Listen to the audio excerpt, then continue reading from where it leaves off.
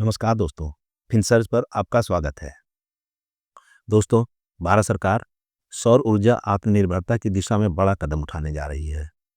भारत सरकार सौर ऊर्जा क्षेत्र को चीन की निर्भरता से मुक्त करने और घरेलू उत्पादन को बढ़ावा देने के लिए $1 अरब यानी लगभग 83 अरब रुपए की सब्सिडी योजना पर विचार कर रही है। आइए इस योजना का उद्देश्य और सरकार की रणनीति के बारे में जानते हैं। सरकार इस सब्सिडी योजना को अंतिम रूप देने की प्रक्रिया में है, जिसका उद्देश्य चीन से आयात पर निर्भरता कम करना और वैश्विक ऊर्जा परिवर्तन के बीच आर्थिक अवसरों का लाभ उठाना है।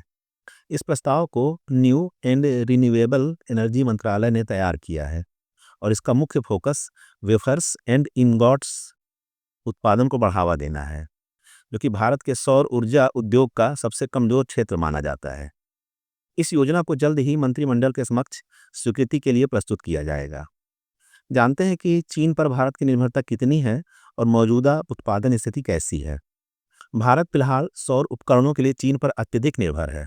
हालांकि सौर मॉड्यूल और सेल उत्पादन में भारत ने महत्वपूर्ण प्रगति की है, लेकिन वेफर्स और इंगॉट निर्माण की क्षमता अब भी सीमित है। वर्तमान में यह क्षमता सिर्फ 2 गीगावाट है, जिसे अडानी एंटरप्राइजेज लिमिटेड ने स्थापित किया है। दूसरी ओर भारत में 71 गीगावाट मॉड्यूल और 11 गीगावाट सेल उत्पादन क्षमता मौजूद है।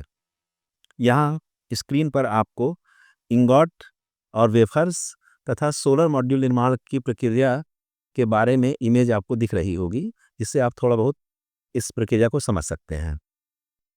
पॉलीसिलिकॉन से इंगॉट, जो कि एक ठोस सिलेंडर या ईंट के आकार का ब्लॉक होता है, बनते हैं। फिर इन इंगॉट को बहुत पतली शीट्स में काटकर वेफर बनाए जाते हैं। यही वेफर्स या पतले चिप्स सोलर सेल का मुख्य आधार होते हैं। इन वेफर्स से सोलर सेल बनाकर उन्हें सोलर पैनल के रूप में व्यवस्थित किया जाता है। यही सोलर मॉड्यूल कहलाता है। पॉलीसिलिकॉन, जो वेफर और इंगॉट बनाने के लिए आवश्यक है, के उत्पादन में भारत की क्षमता शून्य है। इसके विपरीत चीन की वार्षिक उत्पादन क्षमता 23 लाख टन है, जो दूसरे स्थान पर मौजूद जर्मनी, जो कि 75,000 टन का उत्पादन करता है, से काफ़ी अधिक है। इस योजना के संभावित लाभ क्या होंगे और चुनौतियाँ कौन सी हैं? सरकार को उम्मीद है कि यह योजना भारत के मोबाइल फोन निर्माण उद्योग की सफलता को दोहरा सकती है। सरकार पहले ही एप्पल और सैमसंग जैसी कंपनियों को आकर्षित करने के लिए अरबों डॉलर की प्रोत्साहन योजनाएं लागू कर चुकी है, जिससे भारत से आईफोन और मोबाइल फोन निर्यात में उल्लेखनीय वृद्धि देखी गई है। सौर ऊर्जा उद्योग में लॉजिस्टिक्स और गुणवत्ता नियंत्रण जैसी चुनौतियां वेफर्स एंड इंगॉट निर्माण की उच्च लागत का कारण बनती हैं। यह सब्सिडी इन बाधाओं को दूर करने और स्थानीय उत्पादन को बढ़ावा देने में मददगार हो सकती है। जानते हैं कि भविष्य की संभावनाएं और सीमाएं क्या हैं। हालांकि यह योजना वेफर्स एंड इंगॉट उत्पादन को गति देने में मदद करेगी, लेकिन पॉलीसिलिकॉन उत्पादन की कमी के चलते भारत को अभी भी कच्चे माल के लिए विदेशी आपूर्तिकर्ताओं पर निर्भर रहना पड़ेगा। यह स्थिति भारत की ऊर्जा सुरक्षा के लिए एक महत्वपूर्ण चुनौती बनी हुई है। आने वाले महीनों में मंत्रिमंडल की स्वीकृति के बाद योजना के कार्यान्वयन से जुड़ी विस्तृत जानकारी सामने आएगी। यदि यह योजना सफल रहती है, तो यह भारत को सौर ऊर्जा क्षेत्र में आत्मनिर्भर बनाने की दिशा में एक बड़ा कदम साबित होगी और चीन पर निर्भरता कम करने में यह योजना बहुत सहायक सिद्ध होगी। साथ ही भारत में सौर ऊर्जा उद्योग को अत्यधिक लाभ होगा।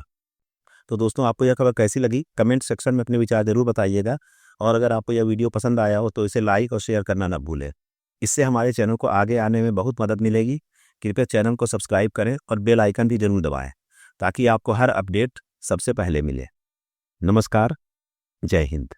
दोस्तों, यह निवेश की राय नहीं है। हम केवल आपकी जानकारी और स्टडी पर्पज के लिए खबरें देते हैं। किसी भी स्टॉक में निवेश से पहले अपने फाइनेंशियल एडवाइजर की राय जरूर लें। This video is made for educational purpose only. Names and information used in this video are only for educational purposes and should not be considered as investment advice. We do not provide tips or investment advice. Always take advice of your financial advisor before investing. We are not responsible for any kind of profit and loss. Stock market investments are subject to market risks.